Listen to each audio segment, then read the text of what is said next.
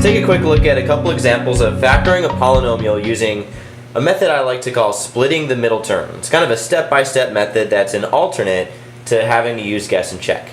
So here's how it works. You start with your polynomial, make sure it's in order, and then you multiply the first and last terms and make a note of what you get. So 3x squared times 11 is 33x squared. So what we're trying to do with this number right now is we're trying to think of two terms that multiply to 33x squared and add to what's in the middle. So numbers that multiply to 33 and add to 14, well, kind of listing the factors to multiply to 33, it could be 33 and 1, but those would combine to 34. That's not what we're looking for. Also, we could have 11 and 3, and those are going to combine to 14x, which is what's in the middle. Once you find what numbers multiply to this and add to the middle term, what we're going to do is take that middle term and split it up. You're going to split it up into those two factors that you found. So 14x, I'm going to split that up to 11x and 3x. And I'm not changing any values here. All I'm doing is taking 14 and I'm rewriting it in a new form. I'm just taking the 14 that's all together and splitting it up into 11 and 3. Just like if I had $14, I could easily make a pile of $11 and $3. That's all we're doing. Bring down the rest of the polynomial, so the 3x squared and the plus 11. And so all I did is change that 14x to 11x and 3x. The next thing we'll do is factor the rest of this by grouping. So if you group these first two terms together, what's their greatest common factor? Well, you can divide out an x from both of those two, and that would leave you with 3x plus 11. From these last two, the most we can take out is a 1. So I'm going to write out there we're taking out a positive 1.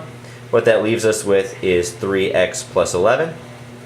Now that gives us a common binomial, so we'll factor out that 3x plus 11. And what we're left with is x plus 1. So this has been factored all the way down to 3x plus 11 times x plus 1. To check this out, you can multiply it. So 3x times x is 3x squared, just like we need. They have 3x and 11x will combine to 14x, just like we have. And 11 times 1 is 11, so that multiplies out like we need it to. Take a look at another example. Alright, so here's another example we'll take a look at. Splitting the middle term, first thing, make sure it's all in order, like it is. And then you're going to multiply these outside terms and make a note of what that value is. So 5x squared times negative 4 is negative 20x squared. So we're trying to find two terms that multiply to negative 20x squared and add to what's in the middle, which is negative 1x. So let's think of the ways to multiply to negative 20x squared. Well, I could have, I don't know, negative 20x and 1x. But that combines to negative 19. I could have negative 10x and 2x, but that combines to negative 8. I could have negative 5x and 4x, and that's the one we're looking for because that combines to negative 1. So we're going to take that negative x in the middle and split it up into negative 5x plus 4x. And that's where this method gets its name, splitting the middle term. That's exactly what we're doing. Bring the rest of the polynomial down, 5x squared and the minus 4, and factor the rest by grouping. So when you look at the first two terms, the greatest common factor is 5x.